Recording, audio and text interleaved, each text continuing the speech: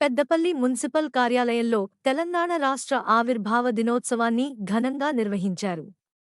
ఈ సందర్భంగా municipal chairman Nugilla Mallayya జాతీయ జెండాను ఆవిష్కరించి అమరవీరులకు నివాళులర్పించారు. అమరవీరుల త్యాగాల ఫలితంగానే తెలంగాణ రాష్ట్రం ఏర్పడిందని పేర్కొన్నారు. సీఎం రేవంత్ రెడ్డి నాయకత్వంలో రాష్ట్రం అభివృద్ధి పథంలో ముందుకెళ్తోందన్నారు. పట్టణ ప్రజలకు మెరుగైన సేవలు అందించేందుకు మున్సిపల్ కౌన్సిల్ కట్టుబడి ఉందని తెలిపారు. కార్యక్రమంలో మున్సిపల్ కమిషనర్ ఆకుల వెంకటేష్, కౌన్సిలర్లు, మున్సిపల్, మెప్మా సిబ్బంది పాల్గొన్నారు.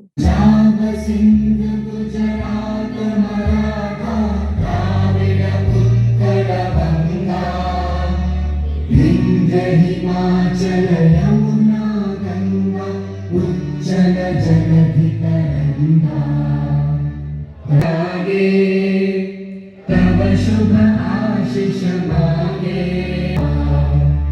जन गण मंगलदायक जय हे भारत भाग्य विधाता जय हे जय हे जय जय जय అదే విధంగా ఆర్పీలకు